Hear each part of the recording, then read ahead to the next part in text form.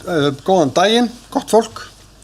Við erum hér saman komin bæði í raunheimum og í draumheimum til þess að fjalla svolítið faggildingar og stöðu þeirra á Íslandi.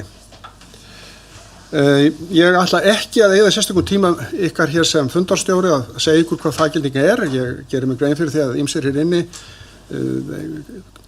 þarfnast kannski meiri skýring á því og það þess sem við erum hér í dag.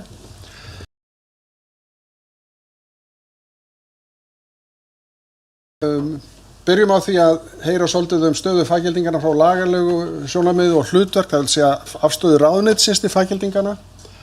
Í öðru lagi þá mun verða fjalla svolítið stöðu faggildingarna í dag, en megin efni fundarins það sem á ensku segir Quality Infrastructure, the Swedish Perspective. Fundurinn þess vegna tvískiptur í tungumálum, við tölum íslensku fyrst, en svo tölum við ensku. Og ég bið ykkur sem hér eruð að bera fram spurningar og slíkt á ensku líka. Tilefni þessa fundar einfaldlega það að í morgun var skrifað undir samstarfssamningur milli SWEDAC sem sænski faggildingaraðilinn og ISAC sem íslenski faggildingaraðilinn samstarf, en tilgangur þess samstarfs sem sagt sá að þessir tveir aðilar vinna saman að þróun faggildingar og gerð faggildinga á Íslandi, auk þess sem að íslenskir starfsmenn faggildingarinnar hér munu geta starfað innan ramma SWEDAC eftir því sem að tækifæri gefst. Þessi samningur, hann þýðir það í raun að nú til heilstæð nálgun að faggildingum á Íslandi. Hugverkastofan eða faggildingarsvið Hugverkastofu sem við köllum ISAC verður fljótlega alþjóða viðurkenndur sem faggildingaraðili á sviði skoðana, en þar sem önnur svið, þar mun SWEDAC hjálpa til, þangað til að ISAC verður orðið nóg að þroska til þess að taka þá þætti að sér líka. Það vil segja að nú getum við hér á Íslandi haft heildarnálgun á faggildingar þegar að þeirra þörf. Mér langaði kannski aðeins að kynna til leiks hér þá sem munu tala. Í fyrsta lagi þá það þannig að þeir Heimir Skarphéðinsson sem yfirlögregluþjónn hjá Menningar og viðskiptaráðuneytinu, hann mun tala fyrir hönd ráðuneytisins. Elías M. Ellensson sem sviðsstjóri faggildingarsviðs Hugverkastofu munu fjalla það sem að ég nefndi áðan af hálfu okkar Íslendingar og munu tala íslensku. Og svo hins vegar mun Ulf Hammarström og Kristína Hallmann fjalla þetta quality infrastructure þátt. Spurningin skiljiði orðið quality infrastructure? Hvað heitir það á íslensku? Nei, þá ætla ég að segja ykkur það. Það heitir nefnilega gæðainnvirki. Gæðainnvirki. Þetta gömul þýðing af fyrrverandi forstjóra Staðlaráðs, Jóhanni Þorsteinsinni. Gæðainnvirki. Og hvað þýðir það? Jú, það þýðir allt sem gert í þjóðfélaginu sem tengist hönnun, framleiðslu, sölu, dreifingu og notkun á vörum og þjónustu. Þetta lýtur þess vegna að gerð laga og reglugerða, gerð og rekstur stofnana, gerð staðla, samræmis yfirlýsingar, það vil segja vottanir, prófanir, skoðanir og svo framvegis. Allt þetta fellur undir þetta orð quality infrastructure. Svo við erum að tala hér stóran þátt þjóðfélagsins. Og faggildingin, hún spilar hlutverk og alvarlegt hlutverk þar og þau munu fjalla það hvernig það og skilgreina það betur og við komum að því síðan. Að þessu sögðu þá vil ég gefa orðið til Heimis Skarphéðinssonar til að fjalla stöðu mála af hálfu ráðuneytisins. Heimir, gjörðu svo vel.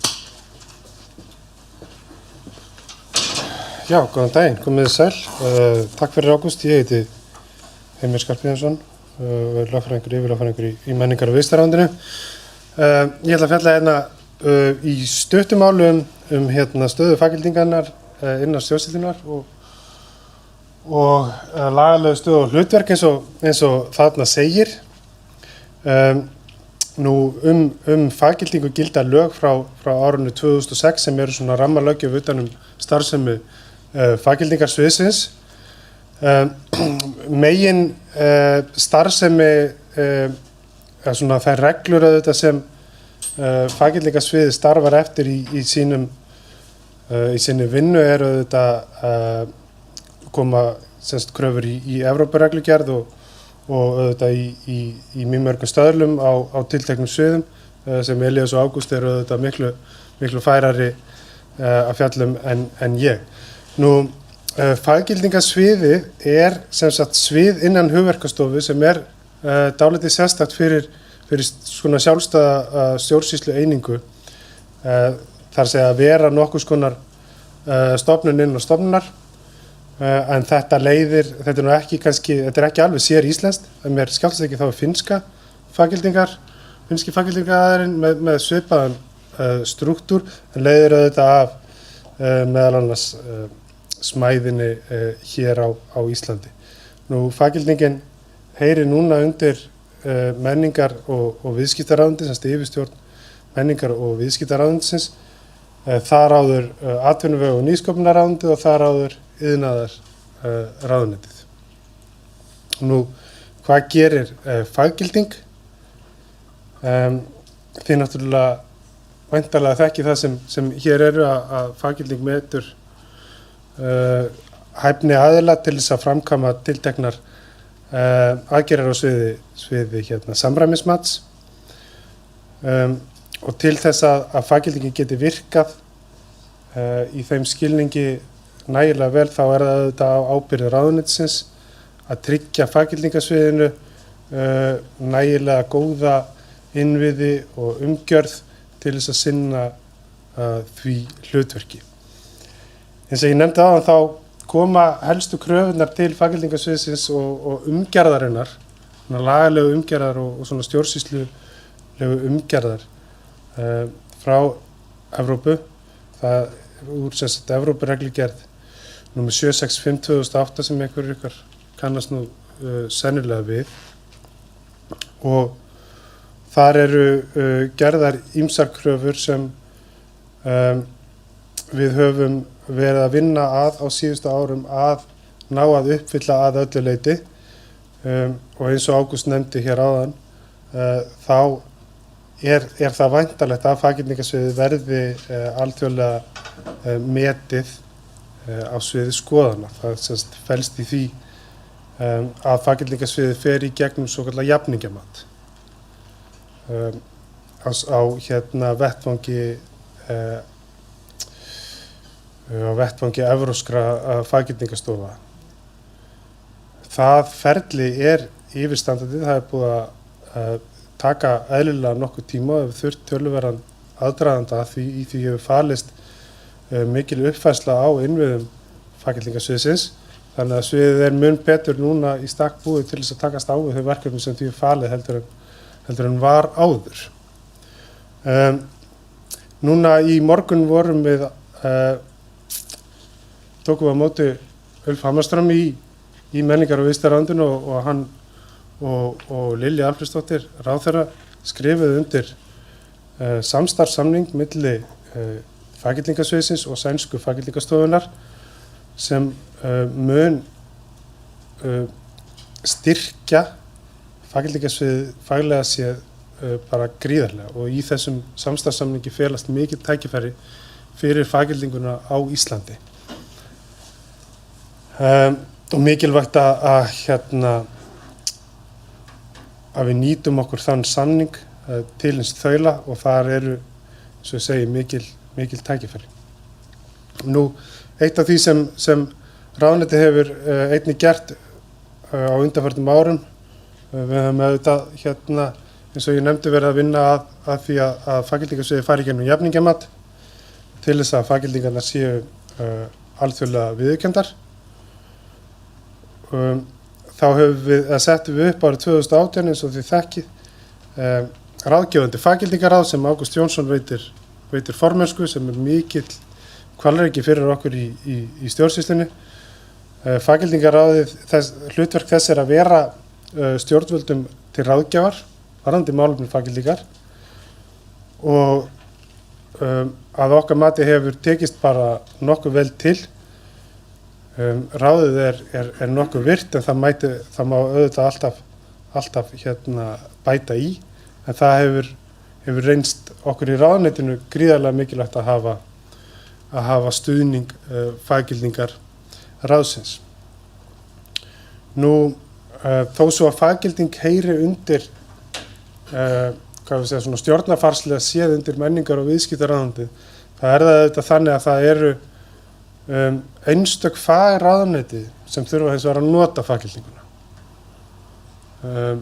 Það eru faggilding hefur á undanförnum árum hafa verið að áforma faggildingu til dæmis innan mannvirkjageirans og það heyrir ekki undir menningar og viðskiptaráðuneytið sem dæmi. Það eru faggildingar á sviði heilbrigðismála, umhverfismála sem heyra undir viðkomandi fagráðuneyti. Þannig að eitt af hlutverkum okkar í ráðuneytinu og eitt af verkefnum auðvitað faggildingaráðs líka er að vera þessi talsmaður faggildingar að reyna að auka vægi hennar þannig að hún nýtist betur því að það er algjörlega óumdeilt að það er íslensku atvinnulífi það er bara mikill akkur fyrir íslenskt atvinnulíf að við notum faggildingu meira. Faggilding er mikilvæg til þess að tryggja íslensku fyrirtækjum markaðsaðgang bæði hérlendis og erlendis og kynning á faggildingu að því leyti til er afar mikilvæg. Og ég ætla ekki að hafa þetta lengra hjá mér að svo stöddu.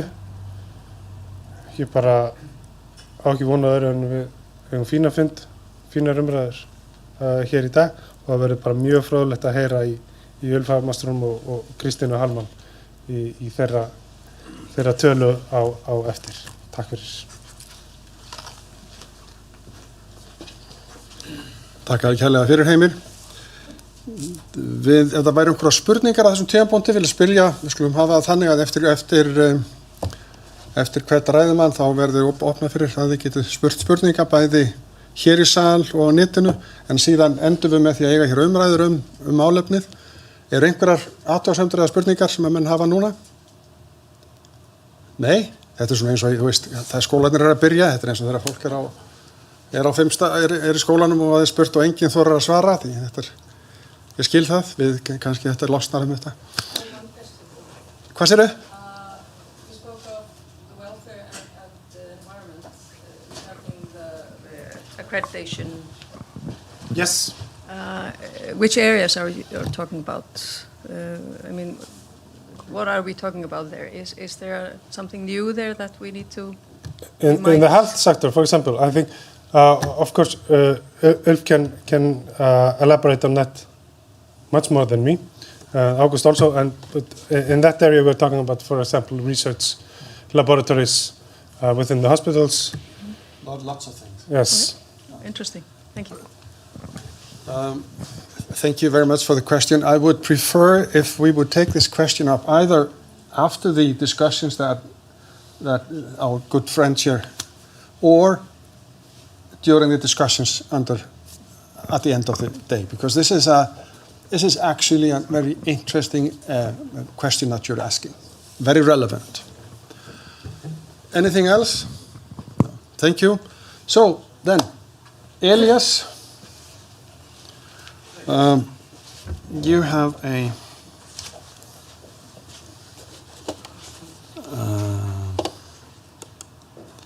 þetta? Okay. Gjör svo vel. Takk fyrir kjærlega. Komið öll, blessa og sæl. Ég ætla að fara svona í stuttu máli hver staðan er í rauninni á stofnuninni, faggildingarsviði Hugverkastofunnar. Heimir búinn að koma inn á svona eins og hluti, ég kannski menn það bara sýningu það meira myndrænt, en ég ætla að fara svona í stuttumáli hver staðan í dag, hvað við erum að gera, stutt yfir það sem að gerðist í morgun, sem var stór áfangi fyrir okkur, og svona hvað við hvernig við metum framhaldið. Nú eins og hefur komið fram sko að þá þetta lögin okkar eru frá 2006 og svo hefur við náttúrulega líka þessa reglugerð sem innleiðir reglugerðina 765 sem Heimir minnist á, og svo náttúrulega afskaplega stórt í okkar okkar rekstri, það staðallinn ISO 17011 sem inni svona hjartað í okkar daglegu starfsemi, og svo það náttúrulega alveg gífurlegt magn af kröfum erlendis frá samtökunum European Accreditation sem við erum aðili að, sem hefur það hlutverk að fjalla og samræma svolítið faggildingu í Evrópu. 765 reglugerðin segir að það skuli vera ein faggildingarstofa í hverju landi. Við erum sú stofa, faggildingarsviðið. Þetta ekki nýtt fyrirbæri, þetta búið að vera á Íslandi síðan í raun upp úr 1992 og hefur flakkað á milli, hefur borið ýmis nöfn, upphaflega á löggildingarstofu og svo neytendastofu, og svo í rauninni vegna hagsmunar eða hlutleysis mála þá var hún flutt undir einkaleyfastofuna og svo skipti einkaleyfastofan nafn núna fyrir 2 árum síðan og heitir nú Hugverkastofunnar. Þannig að við fylgjum alltaf með og nú heitum við faggildingarsvið Hugverkastofunnar. Við erum fjárhagslega og faglega aðgreind frá öllum öðrum rekstri Hugverkastofunnar. En við erum að nýta, við nýtum aðstöðuna, við nýtum ýmislegt í rauninni sem í infrastruktúr Hugverkastofunnar og við gerum í rauninni að því að það krafa okkur að vera algjörlega hlutlaus aðili, að þá þurftum við einhvern veginn að geta sýnt til dæmis þeim sem hafa áhuga því að vita hvernig við skipuleggjum okkur, hvernig við tryggjum það að við séum hlutlaus í okkar samstarfi og í okkar samvinnu eða hvernig við erum innan hús á Hugverkastofunni, og þá í rauninni gerum við þjónustu samning á hverju ári þar sem við skilgreinum þá þjónustu sem í rauninni við hljótum frá Hugverkastofunni. Við erum með okkar eigin kennitölu og okkar eigin fjárlaganúmer, þar sem í rauninni þýðir að við erum í rauninni algjörlega aðskilin stofnun. Algjörlega aðskilin frá Hugverkastofunni. Fjársýslan ekkert sérstaklega ánum með það hef ég heyrt, þetta með fjárlaganúmerið, en svona þetta. Við gerum samning tölvu þjónustu, upplýsingaþjónustu og aðstöðu. Við fáum aðstoð með að láta reikna út, útgefa út reikninga, og svo getum við fengið aðstoð til dæmis ef við höfum einhver lögfræðileg málefni sem við erum að kannski aðeins að taka á. Við erum 2 þó, allt í allt, 2 manna stofnun, en við höfum, eins og ég segi, mikið aðgengi, gott aðgengi að erlendum sérfræðingum sem og innlendum, og talningu það sem þessi nýji samningur sem var undirritar í dag, hann til muna náttúrulega styrkir aðgengi okkar að þeirri þjónustu og þeirri þekkingu sem við teljum nauðsynlega til þess að geta rekið góða faggildingarstofu og veitt góða þjónustu í landinu. Það sem við gerum í dag það að við erum svona okkar mesta áhersla í dag og hefur verið gegn tíðina á skoðunarstofur, og þetta eru allt saman skoðunarstofur sem að starfa af einhvers slags reglugerðar kröfum. Það eru gerðar kröfur í íslensku stjórnsýslunni að það eru stjórnvöld sem bera ábyrgð á einhvers slags eitthvað samræmismat þurfa að fara fram, og í stað þess að framkvæma það sjálf þá hafa þau veitt í rauninni aðilum að markaði aðgengi að mörkuðunum að því gefnu að þeir sýni fram að þeir séu hæfir, og hvernig sýnir maður fram að maður séu hæfur? Maður óskar eftir faggildingu fyrir það. Og við erum þarna með ökutækin sem náttúrulega það elsti bransinn okkar, og svo hafa raforkuvirkin og skip og leikvellir og svo lyftur, og svo núna nýjast þessast skoðunarstofur í byggingariðnaði sem eru þarna líka. Við erum með eina útgefna faggildingu fyrir prófunarstofur sem þá prófunarstofur í lögmælifræði en svo er í landinu náttúrulega út af eldri samningi og samvinnu við SWEDAC þá höfum við 3 prófunarstofur í landinu sem að sýsla við að prófa í rauninni matvæli og fóður. Við höfum vöruvottunarstofur, það lífræn landbúnaðarframleiðsla og svo tilkynntur aðili fyrir ósjálfvirkan vogabúnað og svo eru 2 vottunarstofur stjórnunarkerfa og svo heitt hellingur af ökurita og endurskoðunarverkstæðum víðsvegar landið. Þannig að við erum að gera margt og ýmislegt. Það er mikilvægt fyrir okkur þetta aðgengi að við erum 2 starfsmenn, við vitum engan veginn allt en við getum sótt okkur þekkinguna og við getum sótt okkur aðstoðina og í dag var undirritaður þessi samningur sem er í rauninni áframhaldandi samstarf vegna þess að við höfum verið í samstarfi síðan 1990 og eitthvað með SWEDAC og þetta styrkjar okkar stöðu allsvakalega. Svo kannski stutt ákveðan tekur samningurinn er það að hann í rauninni tekur á það sem við köllum, við getum þýtt það sem bara almenn aðstoð, það er að segja, veitir okkur aðgengi að starfsfólki innan sænsku faggildingarsstofunnar sem getur hjálpað okkur með svona oft dagleg málefni, daglegan rekstur, skipst á skoðunum, hugmyndafræði eða svoleiðis. Þetta er svona styrkir okkar innviði svolítið mikið. Og þá þannig aðgengi að sérfræðingunum, það er klassískt að maður fær inn kannski einhverja fyrirspurn eitthvað og þá er það sem þessi samningur gerir fyrir okkur, hann veitir okkur inni bara beinan kanal, það er bara beina línulöku við inn á aðila sem er inni geta hjálpað okkur strax og það er ómetanlega gott í okkar samstarfi og í okkar starfi að geta haft það. Nú, eins og Ágúst minnist á í upphafi að núna í rauninni, við erum að fókusera á að vera, alltaf verða jafningjametin fyrir skoðunarstofur, hvað þá með annað, þeir sem að hafa áhuga eða vilja hljóta einhversslags faggildingaþjónustu eða faggildingar, þeir geta alltaf komið til okkar og í gegnum okkur og í samvinnu við SWEDAC getum við boðið rauninni alla þá faggildingaþjónustu sem þarf nánast. Þannig að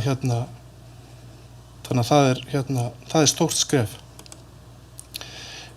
Samningurinn tryggir okkur líka aðgengi að þeirra úttektarmönnum og þetta er tvíhliða.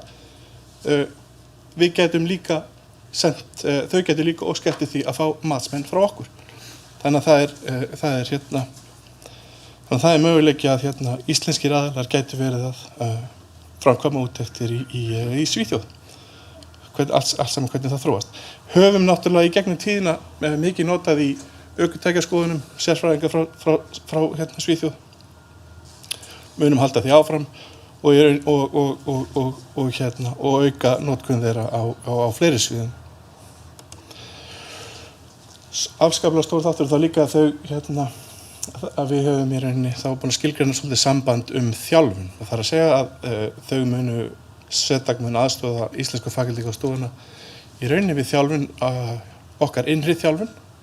Það er að segja að þetta breytist ört, þessi bransi sem við vinnum í og það koma ný tekniskjöld, það koma nýjir staðlar, það koma nýjar kröfur og þannig erum við búin að opna svolítið á það og skilgreina samband það hvernig við getum unnið saman í því.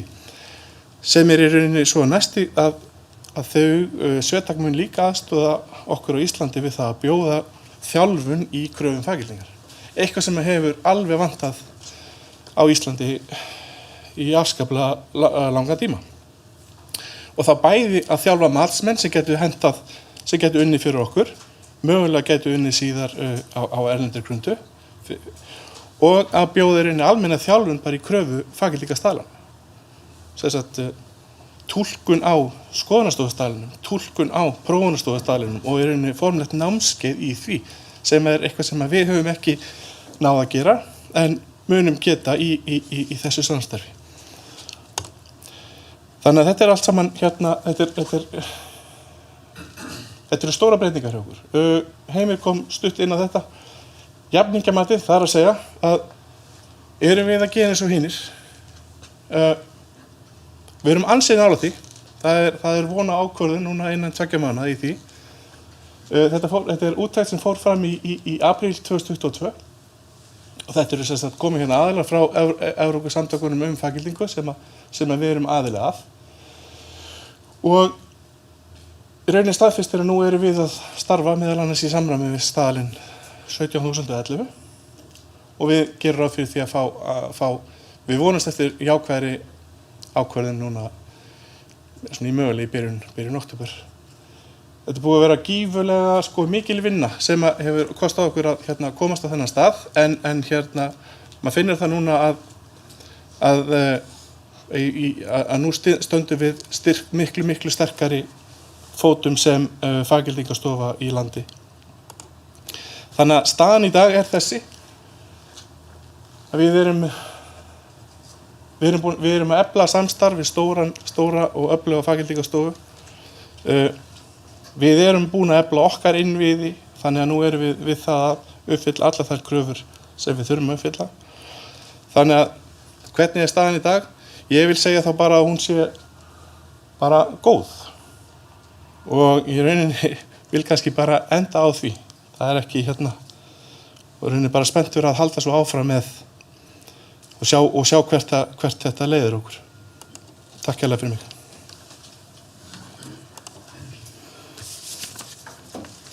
Þakka þér fyrir, Elías.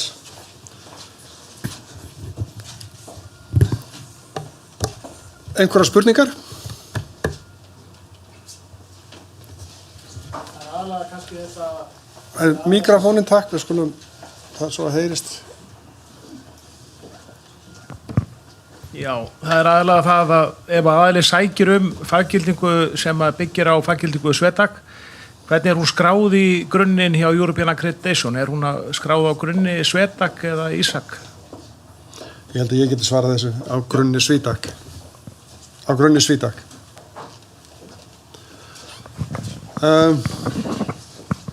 Ég held að sé rétt líka að við leggjum áherslu á það að Elías segir að staða faggildingar á Íslandi sé góð hjá þeim. Það er hins vegar þannig að við þurfum að styrkja faggildinguna miklu meira í þessu þjóðfélagi hér. Við þurfum að nýta þessa hugmyndafræði sem að felst í faggildingunni miklu meir, bæði til hagræðingar en númer 1 til þess að auka gæðin og hæfnina í þessum íslenska eftirlitssiðnaði sem við erum með í þessu landi. Við þurfum að verða sambærileg þar við það sem gerist út í heimi. Þetta er nauðsynlegt fyrir atvinnulífið og þetta er nauðsynlegt fyrir neytendur í þjóðfélaginu. Komum síðar að því hugsanlega og öðrum vettvangi. Þá er komið að því að við býtum nú við. Þá er komið að því að við býðum nú við hér.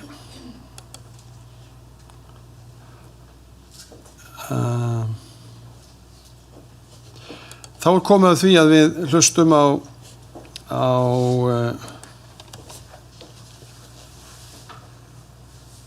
gestin okkar og þá skiptum við tungumál.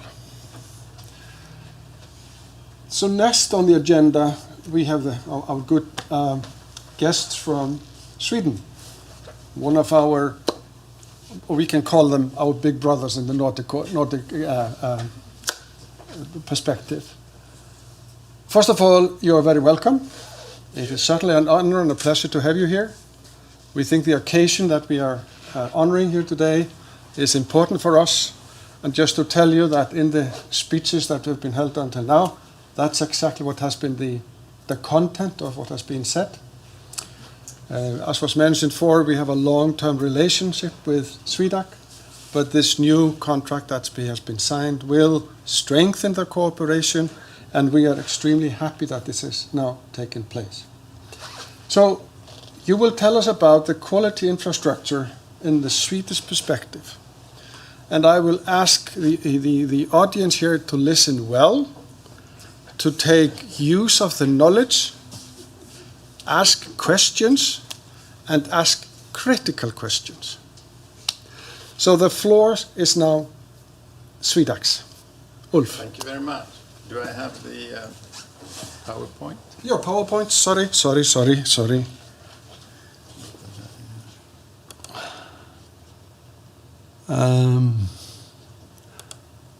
No, wait a minute. It's this one. Okay. And then I just go. Yeah, just use this one. Good.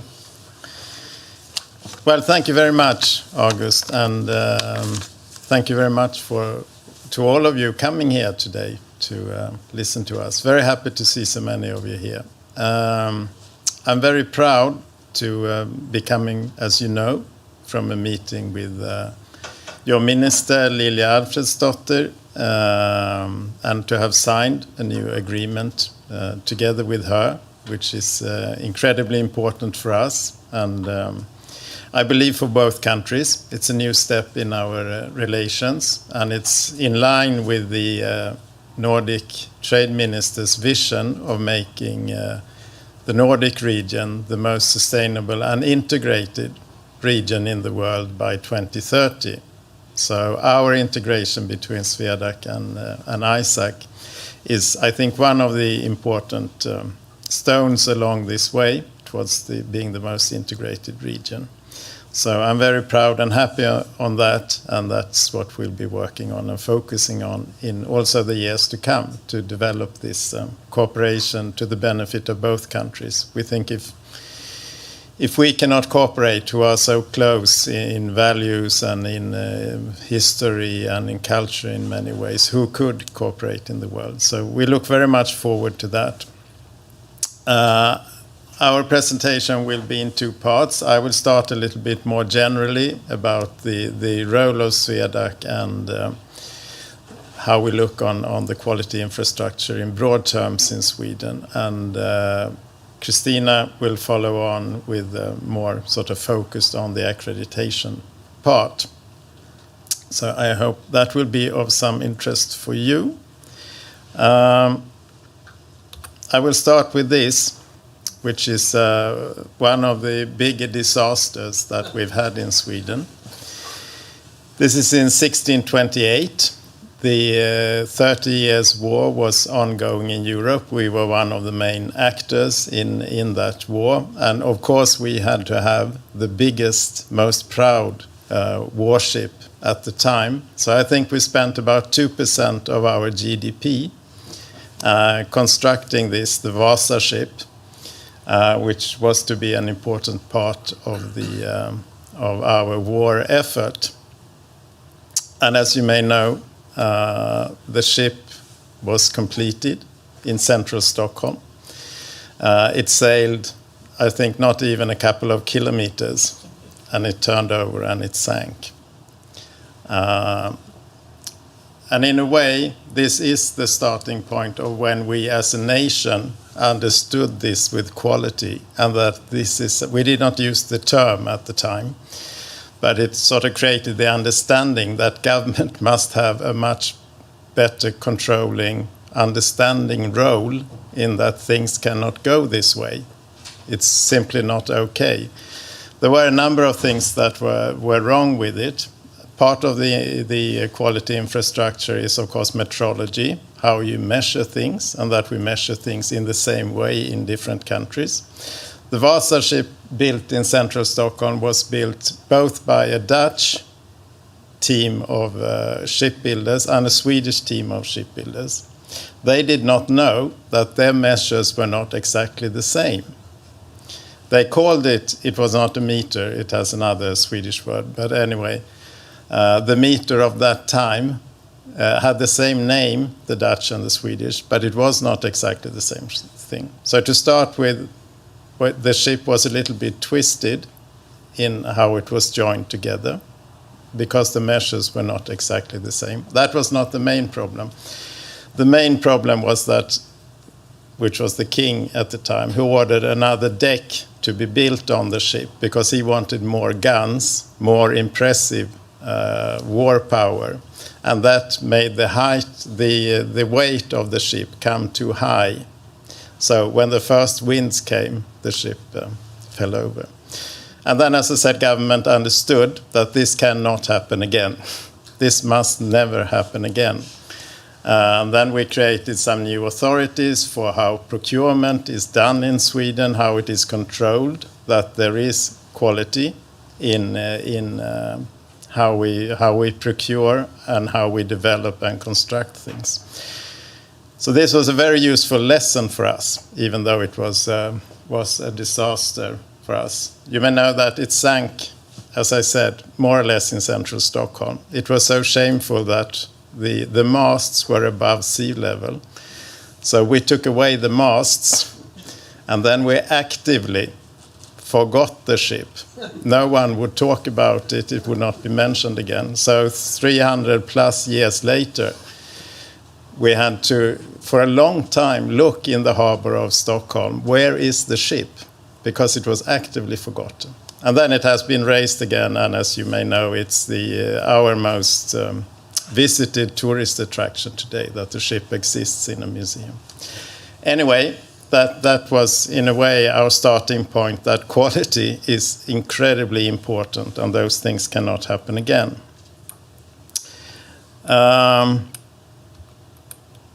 We'll go into accreditation later. SWEDAC is our counterpart to ISAC, but we are also, you can say, Sweden's quality authority in a broader sense. We have accreditation as our biggest activity, which Christina is heading within SWEDAC, but we also have metrology and we have market surveillance and a few more things as to try to sort of bring together the government's role in quality, which is, of course, in the end, every organization's responsibility and sort of own interest. So this is SWEDAC's mission, and that is to contribute to an open and global market and a competitive industry. That is extremely important for us. We are a nation who has enormous dependence on exports. About 50% of our economy comes from exports. So we would be half as wealthy if we did not have the exports. So that part of ensuring quality in an internationally accepted system is extremely important for us. And that is why we are under the Ministry of Trade. We could have been under the Ministry of Industry or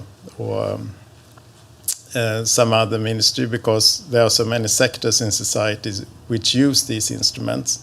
But ultimately, it is for us an instrument to participate on equal terms in world trade. And therefore we have, I'll come back to that, the trade minister as our minister, and competitive industry is the basis.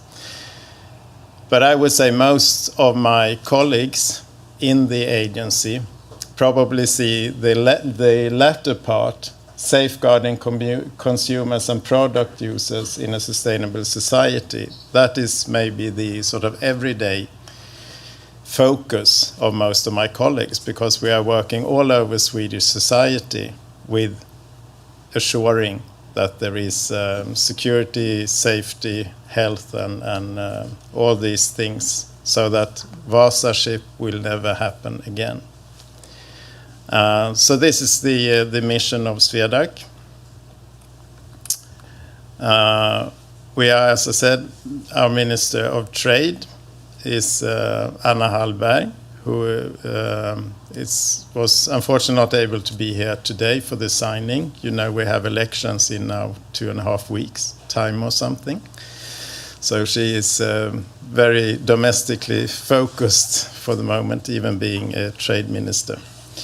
Our office is in Borås. We used to have an office in Stockholm and in Borås. Borås is in southwestern Sweden, which is part of government's policy not to centralize everything to Stockholm. So therefore we are in Borås wholly since 2.5 years or something like that.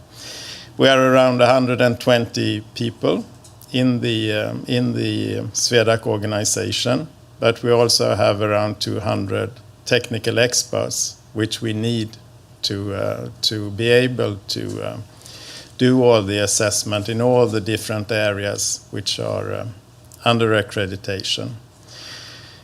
And we have, with in European terms, a fairly high number of accredited bodies. It is both, I think, because we value this instrument so highly that it is important for us in society, both for safety and for trade. We have many accredited bodies, around 1,400 today, which is a reflection of that.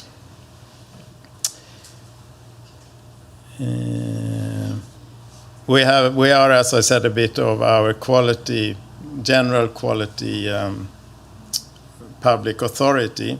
So we have the responsibility being the accreditation body and expert authority on conformity assessment as such. That is what Christina is heading. We are also the authority for legal metrology, so that Dutch and Swedish measures are the same, for example. We coordinate the around 20 market surveillance authorities in Sweden, which is another part of the quality infrastructure, of course. And we also designating authority for notified bodies to the European Commission. I think Christina will come in a little bit into that. That's a bit of a sort of complex issue. And we are developing our international cooperation. Iceland is the best and most developed example we have of working closely to another organization. But we will also working on increasing our role in support in other parts of the world, in Africa and in Latin America and so on, where we can help developing quality infrastructure in the interest of course, bringing security, safety, health, and so on to all parts of the world, but also to help international free trade to develop on equal terms. So I will stop there, and I don't know. Maybe we take all the questions at the end. Questions now? And okay. Are there any questions at this time? Maybe about The microphone. I'm interested about governmental inspections that are done on their behalf. How much would you estimate that is done directly by a appointed body or accredited body instead of a government employee that is non-accredited?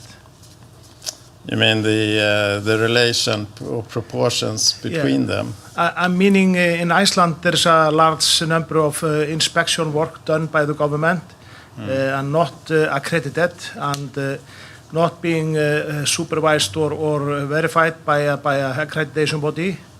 I'm just wondering because I know that you said that you had 1,400 accredited companies in Sweden, which is a high number compared to Iceland.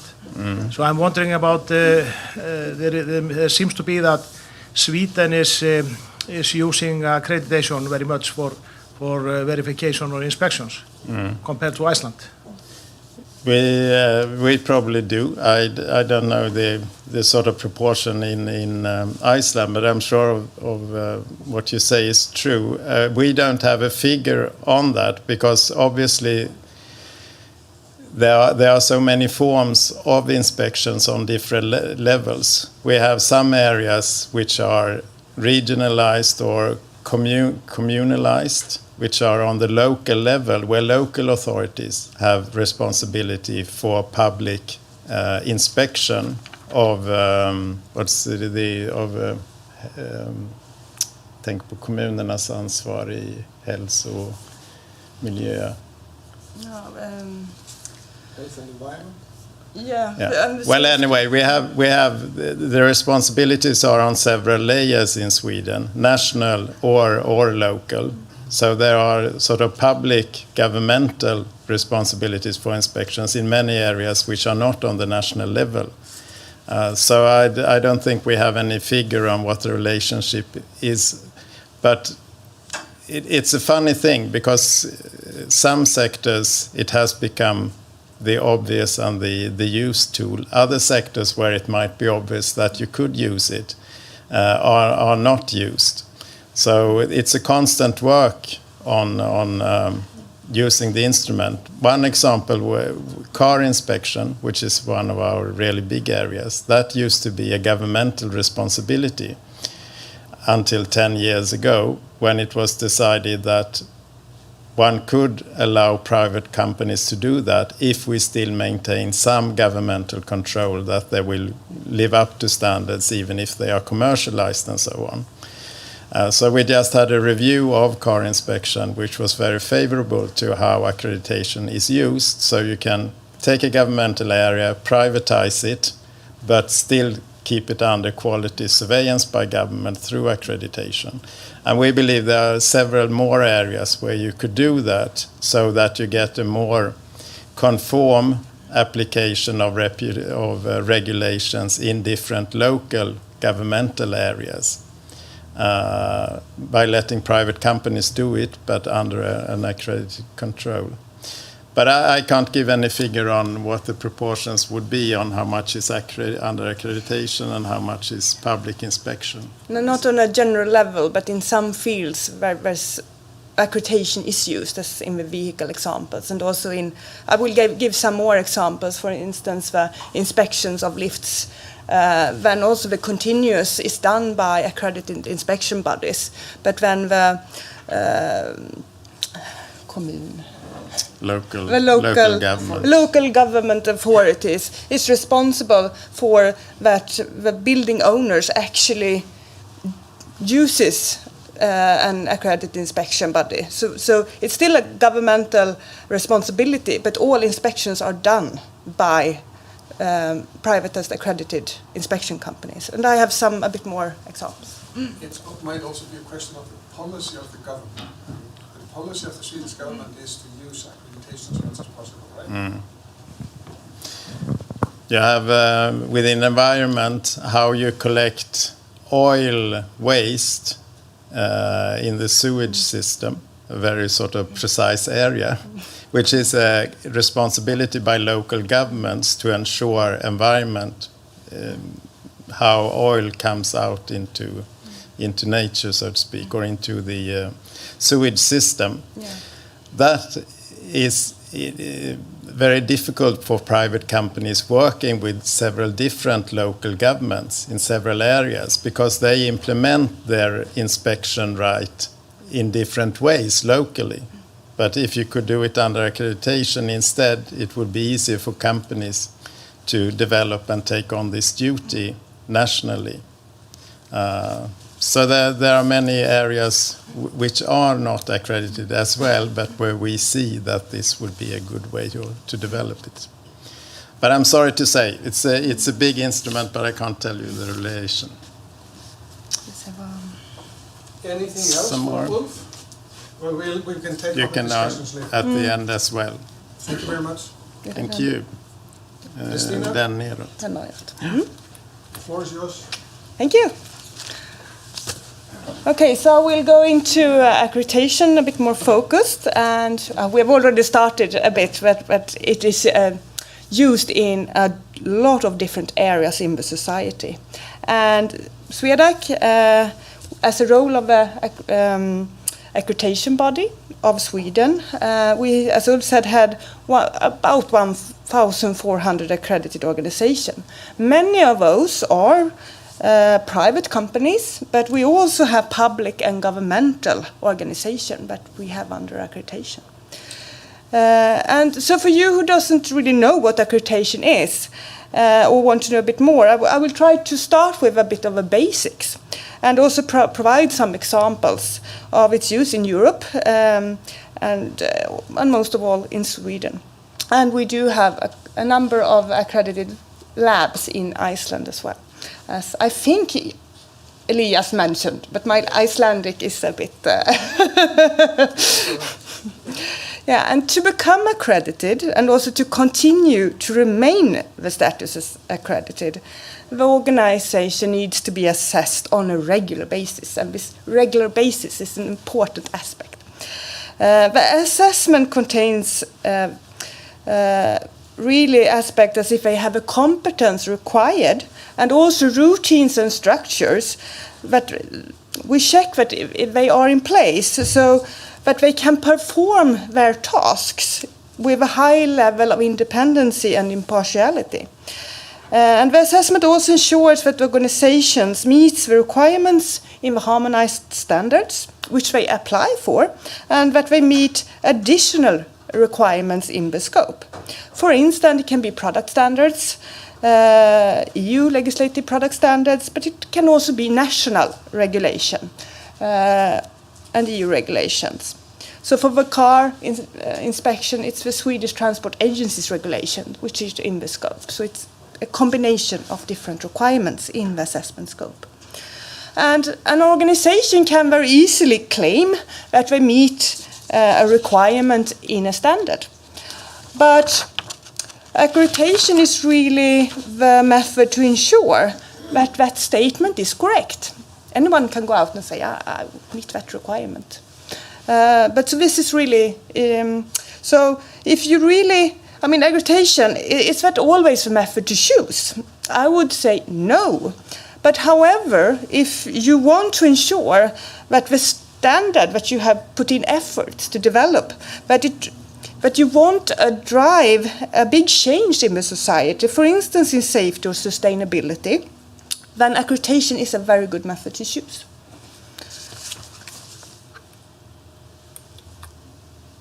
So the aim of accreditation is to provide trust in the service provided by the accredited bodies.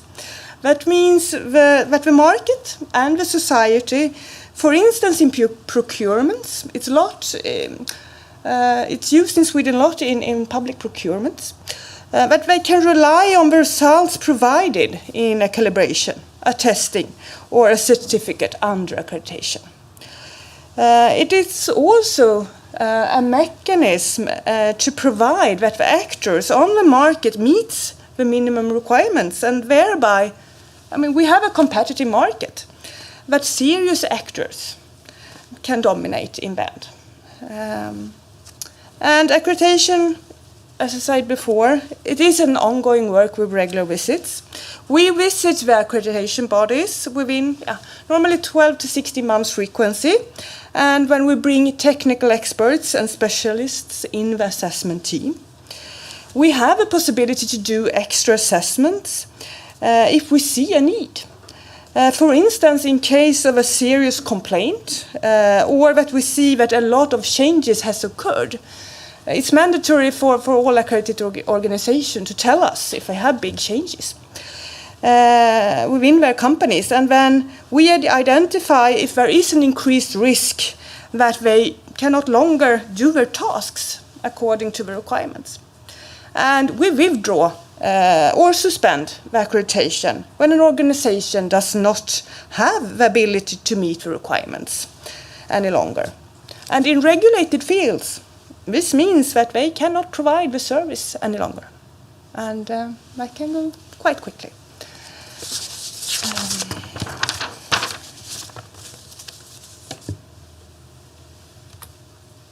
So, accreditation, it's an open system.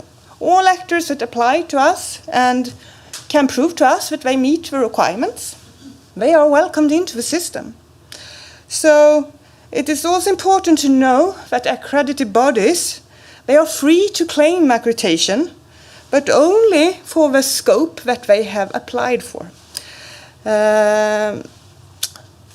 Or the task, you can also say the task that they applied for.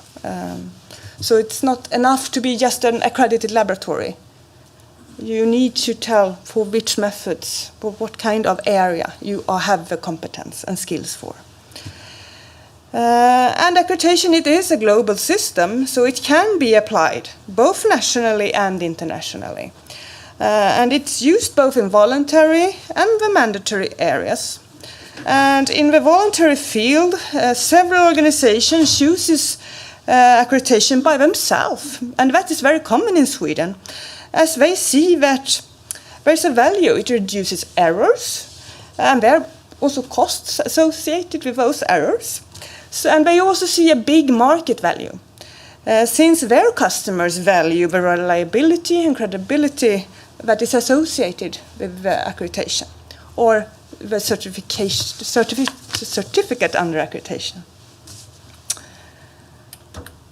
So we are an authority, and in European Union, of course we have to have a legal basis for accreditation. So we have EU Regulations 675, which also states there should be only one accreditation body per member state, and that we should not compete among. So we should collaborate and have agreements instead. And it's used both in mandatory and voluntary field. And there's also requirements for border and market surveillance. And then there's also linked to the 768. But of course, we also have a Swedish regulation, which we have in the Accreditation and Conformity Assessment Act, which make the legal basis for us in Sweden.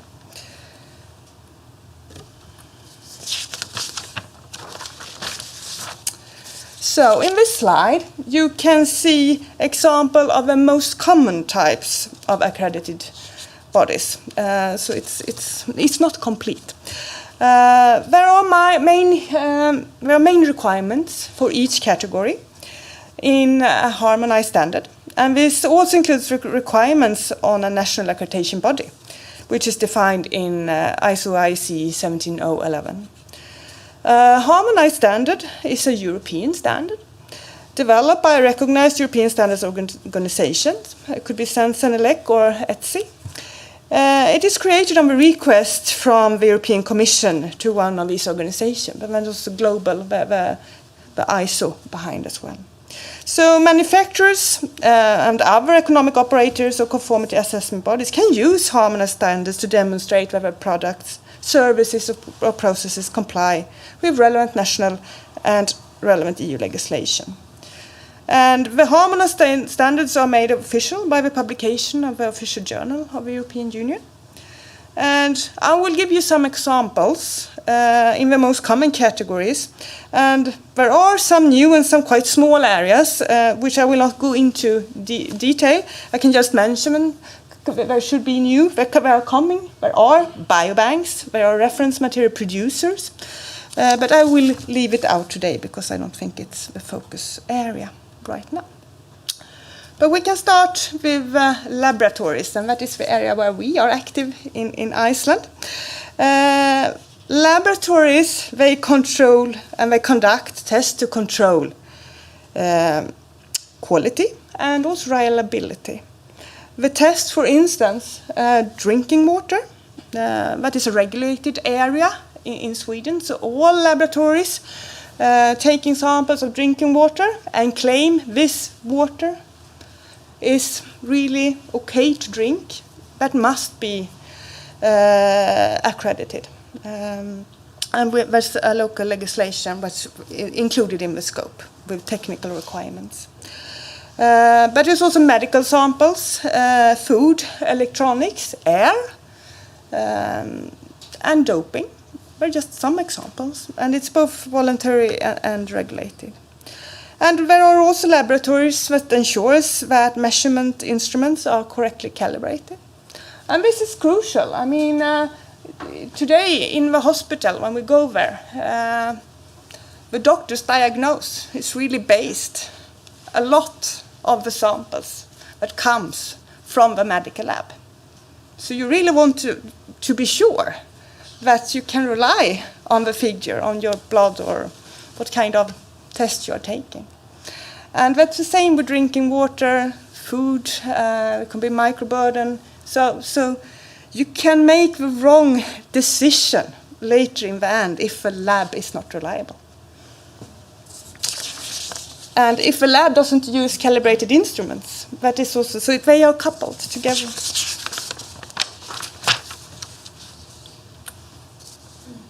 So we come to now we're coming into to your questions maybe, and I will see if I can give some more details. Surveillance bodies, they conduct some forms of inspections or examinations. In Sweden, the most dominant area is vehicle inspections. We have over 700 bodies, workshops, which can do some of them, and then the big one doing. So we have both type A and type C. And this is a regulated area, and as I said, the Swedish Transport Agency regulates it, and that when we add also that to the requirements in addition to ISO IC 17020. And we have continuous dialogue with the Swedish Transport Agency that we feel is working.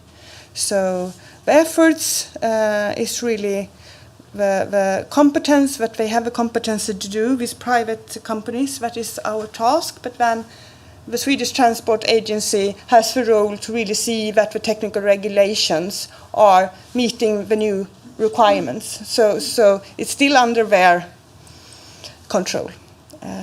So other areas in Sweden with private companies that performs inspection in regulated fields are elevators, and it's also not only for installations, which I think you have in Iceland, but it's also for the routines, the yearly inspections. And also escalators, other types of lifts, can also be oil tanks and cisterns.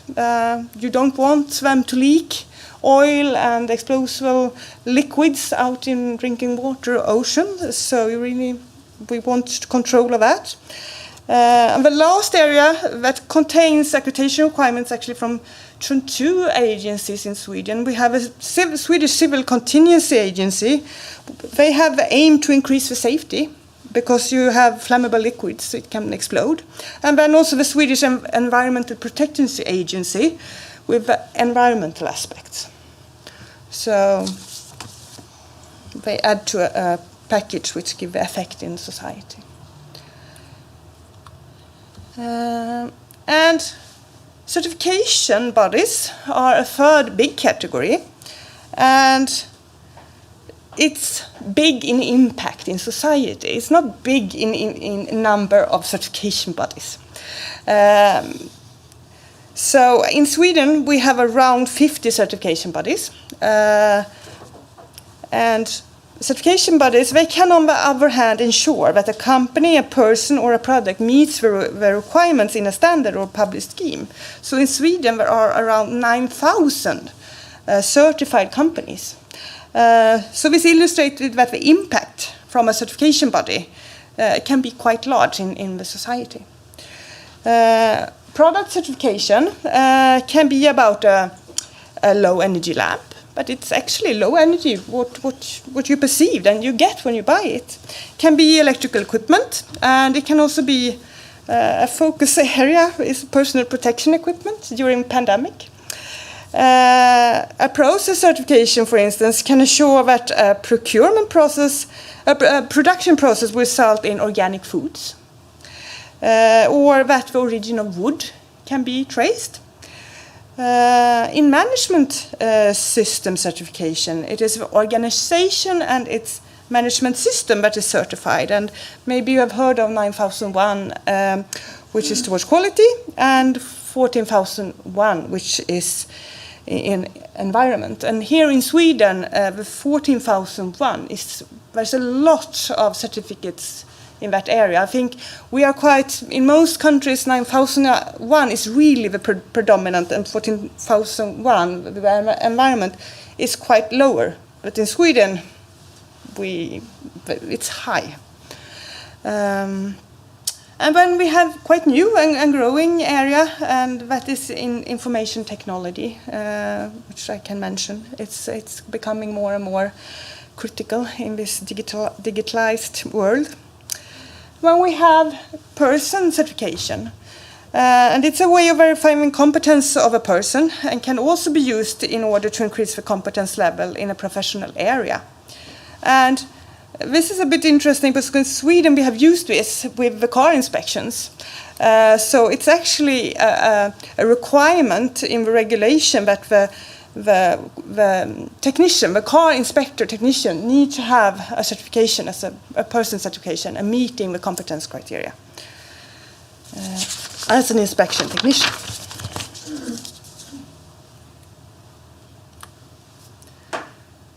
The last category, which I would like to mention a little more, is validation and verification bodies.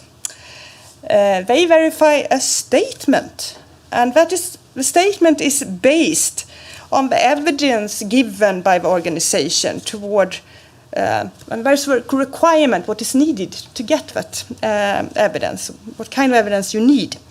And one example used in Europe is the verification of greenhouse gases.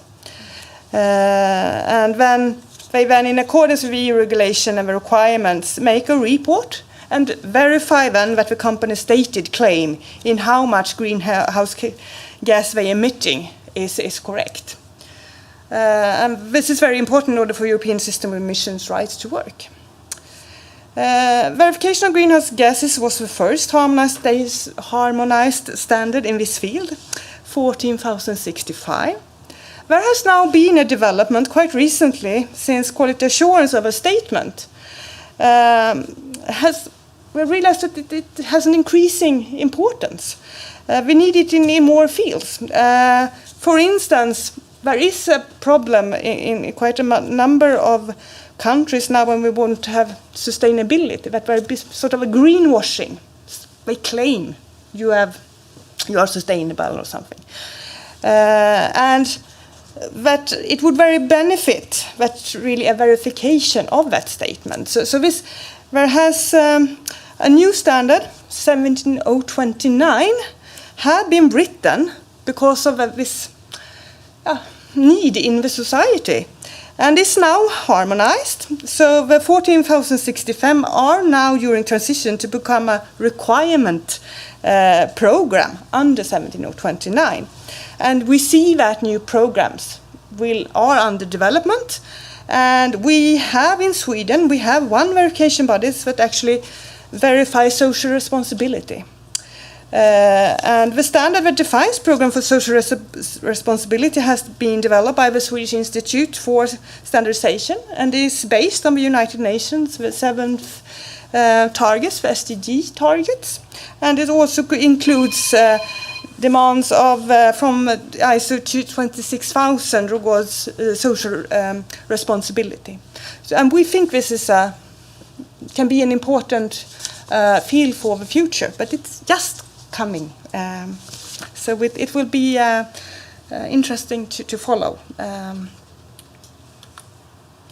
I've also, just to summarize, actually, accreditation can be used in many different areas and in different ways. And in this slide, you see some areas I've already mentioned. In Europe, there is new legislation coming continuously. So we get more and more different types of schemes, programs, and where they actually point that on accreditation as a possibility to ensure reliability. And each country can also in some areas decide to use it and in different ways. For instance, some countries have it mandatory to have medical laboratories accredited. Belgium, France, for instance, I think. There are some more in Europe. In Sweden, it is voluntary. However, the public welfare procure laboratory service, so it is most common to use accreditation as a requirement that is needed for the private actor in order to ensure quality, but also the governmental, the public, the hospitals and so, they choose to use accreditation, but it's on a voluntary basis. But then use it when they procure to know that private actors, private labs have this quality.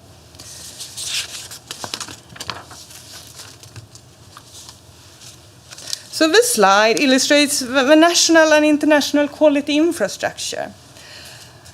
And testing, control and certification. They are important for companies who want to sell their products on the inner market of the European Union.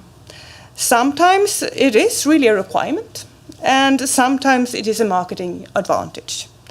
So it is also important for the export outside the European Union in order to demonstrate that a product meets requirements of the importer country, in order to ensure that products under usage is continually meeting the expectations of high safety, testing, control and certification are important.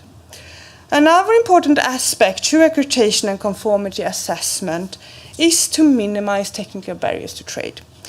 This enables the companies to sell products and services in other countries, provided that there is trade agreements in place.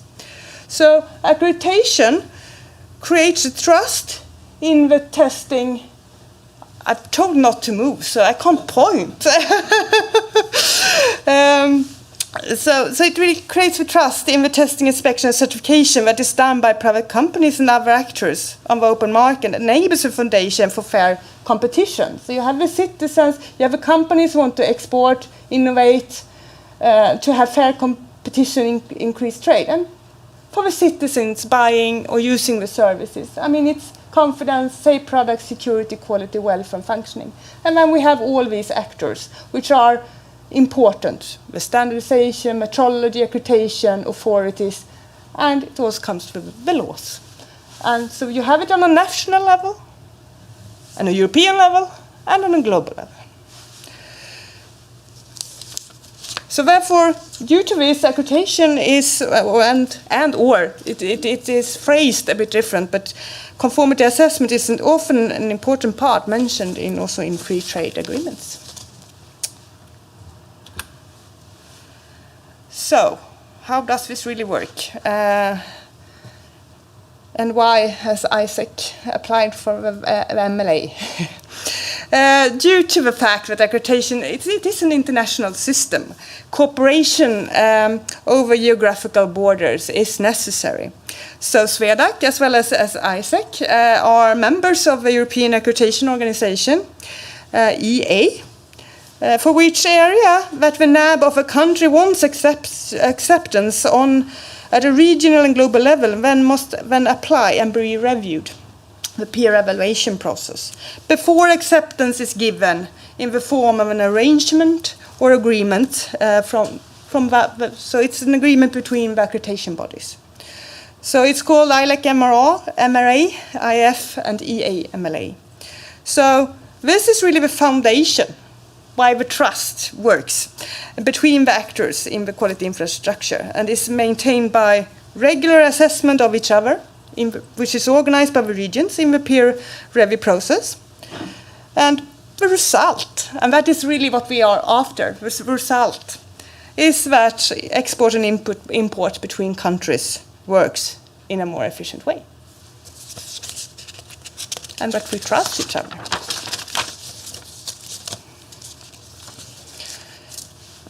So I thought I will take a little about notified bodies and CE mark as well. So products that meet the requirements in directives regarding CE marking, this is the European mark, should be marked with the symbol to the right. And the CE mark stands for that the manufacturer or the importer of that product ensures that the product meets requirements regarding health, environment and safety in relevant regulations. And the CE marking can be considered as a passport that enables free movement in the inner market of the EU. And if a product is associated with extra high risks or need extensive testing by a third party, then a notified body is used. Otherwise, the producer or importer can assure this by themselves. But the notified bodies, which can be a lab, which can be a certification body, they are assessed on their competence and recognized by other member states. And the most common, I would say, in Europe, but I can definitely say in Sweden, it's the accreditation is the only method in almost every field for the proof of competence in this in this field. In other member states, it's a bit more varying, but I would say predominantly in Europe, accreditation is most often used. But in Sweden, we have decided that it's accreditation. And the notifying authority in each country decides, and in some countries we have decided to have one notifying body, and in other countries, they have quite different, depending on which industry the product relates to, which responsibility. The notifying authority in each country then decides on the notification and to notify the body to the European Commission. And then the Commission publishes the notification in an open database called NAMDO. And one example is the European Construction Products Regulation, the CPR. It sets a framework, so-called harmonized rules for the information about construction products sold on the internal market, how they should be assessed by the manufacturer and communicated to the user. In most cases, in CPR, requirement is that a notified body should be involved. And in order to create safe products within the European Union, several actors are important, and this is the actors you saw in the quality infrastructure slides. And market surveillance is also very important and ensures that the authorities ensure that products meet the requirements of the legislation. The market surveillance really controls the products out there, that it follows this. So, SWEDAC, we cooperate a lot, I would say, with other authorities and with the government, and we do it in several different ways. We have what we can say an official way, where the government and other authorities, when they remit different bills or measurements before deciding on new laws and regulations. Another way is that we have a dialogue with authorities regarding all existing regulations that aren't under accreditation, where we deem that an area scenario where we say it could benefit from the use of accreditation, that could perhaps minimize resources, the governmental resources or an agency's resources, that it can be done in a more efficient way, but still effective way.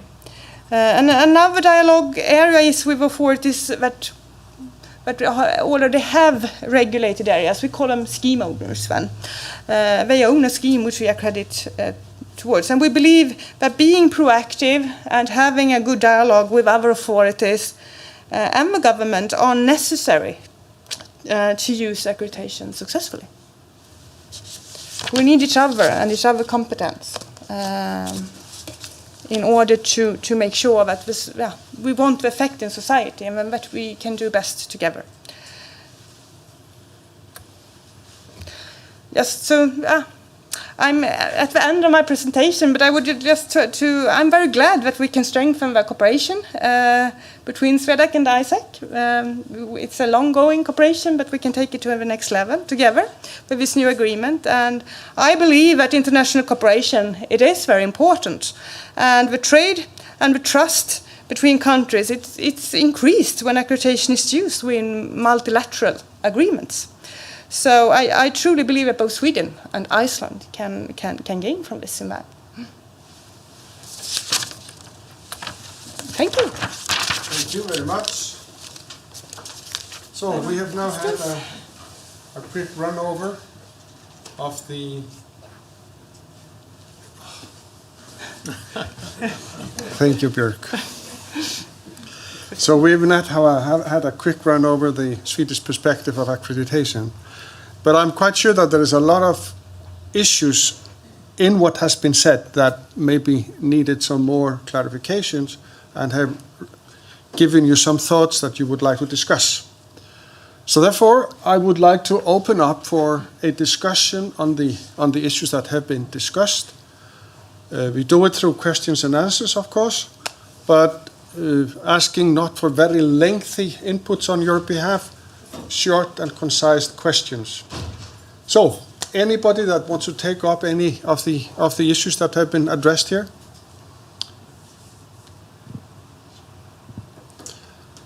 So let me open up with that area here. We take up your question about the environmental issues. How will accreditation support us in the environmental protection work in the future?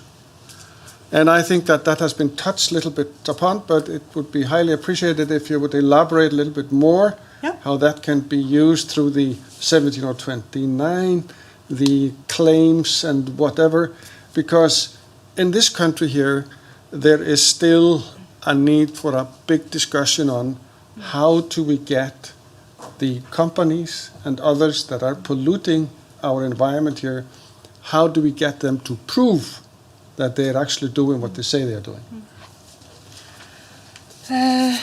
It's quite a big question, and because I think accreditation can impact in many different ways. For instance, as Ulf mentioned, what we call the oil separators. It's an aspect where you can defragmentize it. The oil separators that you in a garage or someone using a lot of oil, but they really have the correct technical to separate it from the water, so that you don't believe that the equipment is working, but it doesn't, and then the oil goes out in the water, in the environment. You have the labs doing tests of the production wastewater from an industry. You want that to be accurate before sending out tons and tons of wastewater in the ocean. Then you also have the possibility using the statement that you're procuring, and that we believe it's a future field. But then you need program owners. So there's not a solution today. You need someone standing for the program. But in order to say that this product is green or what you want to claim it, this is the requirements. The verification of greenhouse gases is the first one, and that is, of course, we can understand that that's really important. That they cannot say I'm only releasing this amount of tons, but when it's 10 or 100 times more, because then we can't control the carbon dioxide which goes into the air. So, and I think as we learn, we will find more and more of these, and every part can be used, but in a different way. And also in the certification, I mean, management with this 14,001 is one, and I think that has been used a lot in Sweden for the companies that wants to be. And in Sweden, many companies believe that it's really a benefit. They use it as a PR, that they have, and in procurements, we want to have companies, and it's a market advantage. The customer wants the company to take responsible towards the environment. So when they use this and in their management model to really define and analyze what more can we do, and then you see when you can see I need an oil separator or I need this, depending on what kind of products and processes you are using. Sorry to be a long answer. I can make it longer.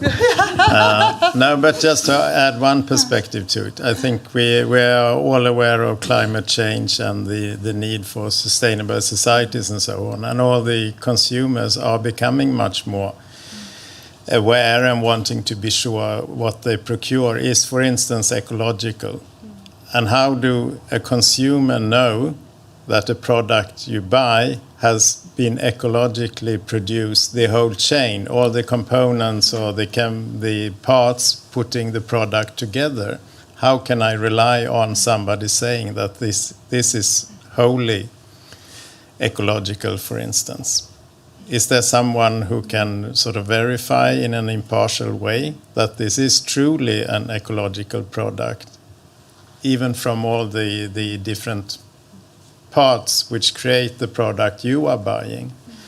So there is also in consumer behavior an increasing demand of actually knowing that the products are what they say they are. Consumers care much more to know in a correct way what they are buying, and there this is also part, of course.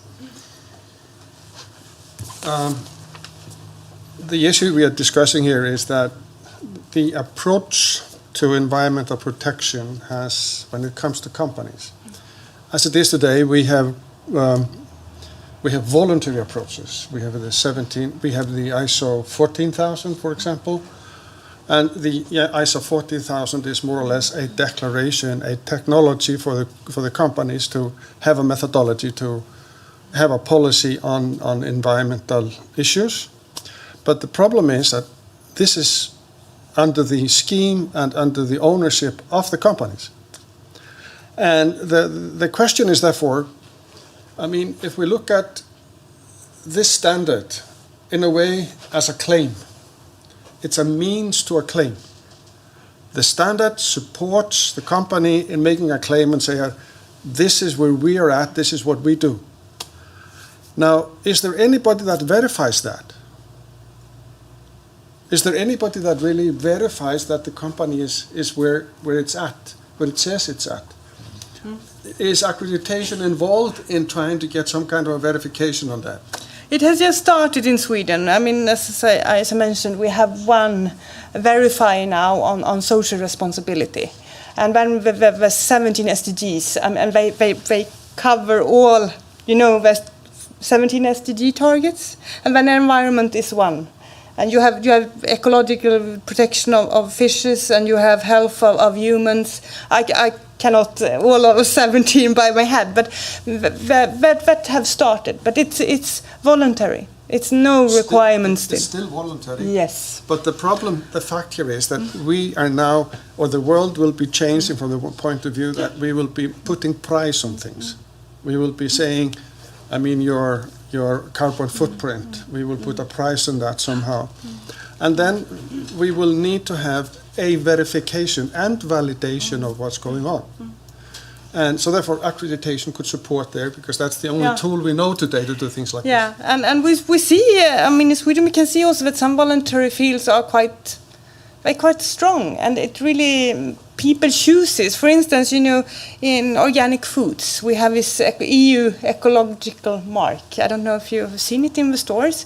In Sweden, we have something called KRAV, which has even higher requirements and more. And then the Swedish consumer, it's totally voluntary, but by the Swedish consumer, people are prepared to pay extra because they want to take care of the environment, their own health, also the animal welfare, because quite critical requirements in that standard also have that to treat the animal very well during the production of the livsmedel. Livsmedel. Food. Yes, thank you. Very easy word. Yeah. So it's really, I mean, sometimes you need to regulate with accreditation, but sometimes accreditation and people, the consumers, drive to do the correct is so strong. But when you want to be able to see and help the consumers so that they don't pay extra for a product which is fake. Because then you don't get the effect in society that people want. So that this is with the greenwashing, and that has started. So maybe in future it needs some regulation if this trend of people claiming and it's false and fraud starts to, and that can differ from country to country when it's needed, I think, or if it's needed. Yes, Björk.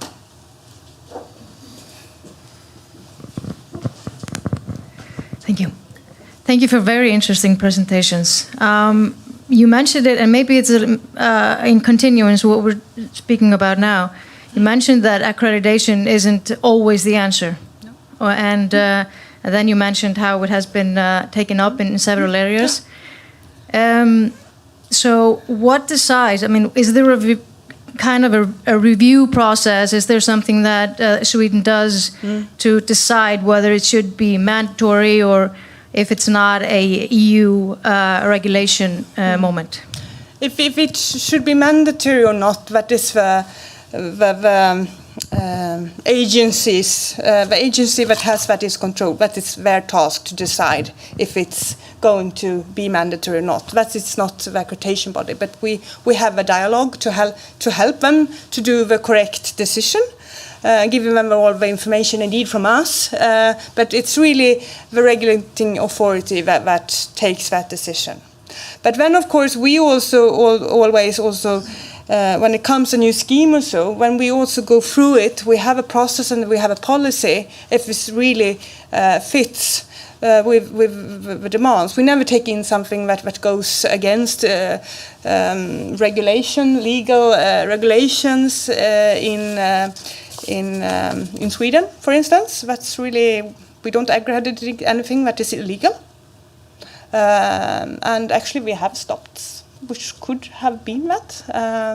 So that is really, you really need to ensure that you don't put anything that could be, that you really understand the scheme. I think it's important to add, because I understand maybe the background on what you're asking. Now, in Sweden, there is a very close cooperation between the accreditation body, because it's the Swedish Board of Conformity Assessment. You understand? It's a widest perspective. So there's a dialogue going on between the authorities every day on laws and regulations, where the different legislators in the country, they come and discuss how we need to do this conformity assessment. How do we do it? Do we use and remind you, in Sweden we have a triple layer. We have the parliament, we have the ministry, and then there are authorities which do have the delegation to regulate. Now, within SWEDAC, there is a big group of lawyers. How many are there? 10? Something 12, like that? I think. 12? They do 13. nothing but this. So they are supporting the authorities every day in just this task. And to come back to Árni's question earlier, you see, there's the decision that everything that has to do with notified bodies and whatever, the new approach, conformity assessment, that's all accredited. And then the accreditation is taking up in all areas that are deemed to be risky, where there's a strong need. But then we have the private sector, which is very keen on being able to prove to their customers that everything is okay. So if they do certification, it has to be accredited. The same thing with the medical labs. I mean, the medical labs in Sweden, they started by fulfilling a standard 17025. But then there was developed a new standard specifically for medical laboratories. And today, no responsible medical laboratory is not accredited. I mean, but it's all voluntary. There wasn't a need to regulate it.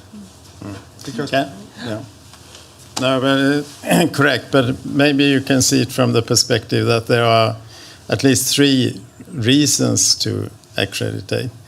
I mean, the one is that society demands assurance of the quality level kept. And that is, for instance, car inspection. It doesn't matter whether car inspection companies thinks they need or want accreditation or not. It's sort of society and in the end regulators who say you are going to be assured in quality. That's one way of using the instrument. The other one, as we have mentioned, is the hospital laboratories. Society has not said you must, but they have on their own found that we know of no better way of assuring our quality level, which is, I mean, for them, confidence is obviously critical. And a third perspective is companies who want to use this in a more commercial sense, that it's a way of assuring that we are not just saying something, we are not just claiming something. You can rely on us even if we are a commercial entity. So we have a lot of commercial entities which are accredited bodies. I don't want to mention any particular, obviously. If I would have, I could have mentioned IKEA, for instance, which do it. So there are different ways why things are accredited. regulated to voluntary. But you are into a maybe much more complicated issue. How do we know we can answer that this is a feasible thing to accredit? And I don't think there is a simple answer to that. I mean, obviously an area needs to be relatively stable in the requirement. An area which is fast developing for some reason, it may be very complicated to accredit because you need maybe to change the requirement quicker and so on. So there are many perspectives to be taken in when you decide, and we cannot ourselves say that this is surely the area itself must also be part of saying that this is the right tool. But I think we should also mention here that if you look at this set of standards, quite a big set of standards that cover accreditation, the preparation of these standards is driven by the private sector. This is where the private sector comes together and said, this is how we want things to be done. So when you go to the ISO-CASCO meetings, there's most of the people there, they are from the private sector working with this. Because there is this need to be able to prove that you fulfill legal and other requirements in a competent way.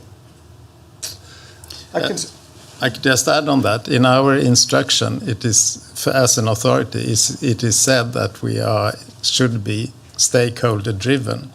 That means we are at the service of society in a way. We need to have a dialogue with those who are affected and understand the areas and making sure it's helpful for society and not something just we think would be a good thing. So. Now we have a question from Anna. Thank you. So thank you again for a good talk and interesting discussion. So I have a question regarding the role of accreditation within the healthcare sector in a broader sense. You mentioned, of course, the medical laboratories, and it's interesting that most of them are accredited in Sweden on a voluntary basis.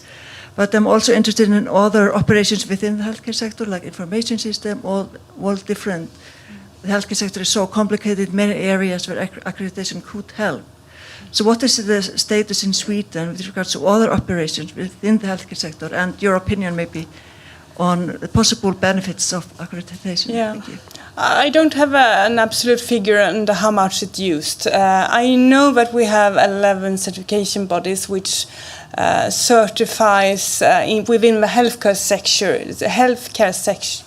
sector in Sweden towards the quality management system. How many public and private organizations within which actually are certified, I don't know. And it is a lot, but not everyone, and they are using there is a version of 9001 which are really written more with the patient in focus and in a terminology for the healthcare sector. That has been a bit difficult to get in, and we have not. It has not really had an effect in Sweden yet. So I think there's more that can be done, but it's really difficult to know. So I think it's from the organization. They need to really see themselves as well. But I think also to increase awareness about the tool is important with different tools because I think that they can have benefit from it. Also with IT and other. I think 27001 is becoming more and more in several organizations, independent on which sector, might see a benefit. Thank you. We might also add that there are also being developed schemes or standards or SOPs or whatever you'd like to call it, where the healthcare worker is doing things to the patient at bedside. And these schemes, they are accredited for the healthcare sector to do the correct thing. Because there is no control of what happens at the bedside. So therefore, accreditation is being brought in there. Besides the management of the hospitals, things like distributing the resources in the hospital, information security, of course, the laboratories are accredited. And I think I would, from a personal point of view, say no medical laboratory with respect in Sweden is not accredited. Thank you. Just a final question. Does the Swedish government have a policy in this regard with the healthcare sector? With the healthcare? Yeah. Not on a... I mean, the healthcare system is... We have 20 regions in Sweden, which controls their region and set up their standards. And I would say that most regions, I'm not sure they have an outspoken policy, but most use accreditation, and we see that in their procurements, if we want to take in private actors, they use accreditation as a tool. But there's not on the state level, as I am... No. I think here's one basic difference between Iceland and Sweden. Yeah. We are not as disciplined as you are. And the problem is that we sometimes you do not need to regulate or enforce things. But in this country, the only way to get things done is to enforce them. Until then, we do it the Icelandic way. So, other comments? I have one Yeah. question to discuss. More on perhaps a governmental level than for the for SWEDAC. It's the Icelandic market is so much smaller than the Swedish one. So it is so important to take care of the sustainability of the companies that are in the market, to help how's it said, to create an environment that is sustainable and like the playgrounds, it's a very small market. The electricity has been decreasing by the years because there were number of inspections in electricity has been going down. Wages have gone up, but the funding hasn't been going up. It has been going down, actually. So it's so important to take care of that part, because companies will go out of this area if it's not sustainable, if it doesn't... I think this is an Icelandic question. I think yes, it is. Have you finished? Yes, I okay, have. Thank you. I think I've made my point. I understand your point of view. And the issue here is for you to understand it. The issue is that the market is so small that to keep up competition in the field, for example, she says in the inspection of electrical safety in this country is done by accredited inspection bodies, and the number of inspections required is going down, and the wages are going up. So in the final end, I mean, it's not lucrative to be running an inspection body. And accreditation costs money and whatnot. And it's an issue. You're totally correct. This is a problem and has always been a problem. And when accreditation started here in this country, there was quite a momentum going on. I mean, there was the car inspection, it was the ship inspection, it was this and it was that, even inspection of fisheries industries in this country. And the more multidisciplinary you can become, because the basis for what's being done is more or less the same. So at that time, the hope was that the use of accreditation would increase to the extent that it would be possible to do sustainable companies to do the controls. Today, we do have, let's say, 2 to 3 companies which are sustainable in the different fields. But on the other hand, they are now starting to complain more use of accreditation is needed, and this means that we need to strengthen the control activities. Strengthen, I mean, we have to increase the competence, we have to make it more efficient and make it more feasible to become an inspection body. I do fully agree with you on that. That is one of the things that is the objective of running accreditation in this country. That is to do the control activities in a sustainable, competent, transparent way. I hope, and we've seen signs of, let's say, the last year and a half or 2 years, that the legislator in this country is getting more and more interested in applying these methods. So we hope that within the not too long time that there will be an increase, that things will be moved out of government. It will be done through accredited inspection bodies, and even within the authorities which are not running mandatory work, like, for example, the road authority. The road authority has understood that they need to streamline their inspection activities, both their scheme and the way they do things, and that's been worked at now, and that will open up a new field, which will be very interesting to see how that develops, because we have a lot of other similar institutions which are doing a lot of government procurement that should be using the same methodologies.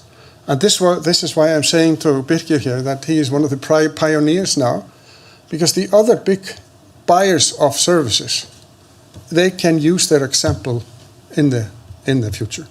So it would be very nice if the accreditation body of this country, the Association of Industries, and the Association of Trade and Services, we could all get together and promote this approach to the government and do it in a homogeneous, organized way.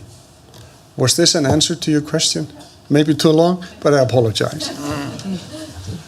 I can maybe just give a Swedish perspective. It's not a direct answer to your question, but we are also a small market on this planet.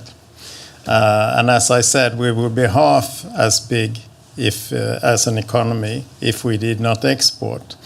So we see it as the way to sustain most of our companies, that they can go outside of the Swedish market and compete on the international market to be sustainable. It's difficult also for us to sustain things purely domestically. And their accreditation is an important passport to go out and participate on equal terms in competitions abroad, in procurements abroad. So it gives market opportunities, but it also helps us being sort of world-class competent, that we are not just competing with ourselves, but we are competing outside of the Swedish market. I understand that this is not applicable to all areas to maintain sustainability in that way, but it is one important perspective for us looking at our own market, which is globally also a small market. Thank you. More questions? Total silence. So I will take that as a sign. We are now 7 minutes until the nominated deadline.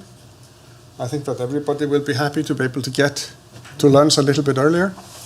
So I will allow myself to thank you, our distinguished guests, for being here today. It's been very educational. It's very valuable for us to hear the sounds and voices and points of views of our brothers abroad.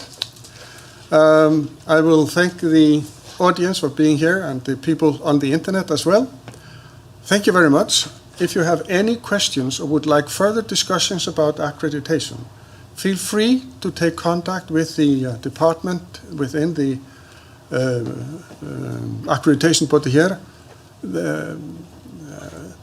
Faggildingarsvið, Hugverkastofunnar. It's Isaac, as we call it.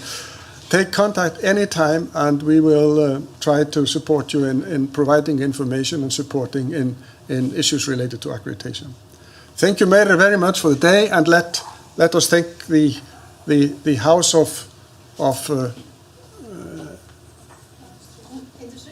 House of Industries and Trade and whatever for housing us today. It's been good. For the cleaner and whatever, thank you very much. Hope that this has been of added value to you. Thank you very much. Thank you very much.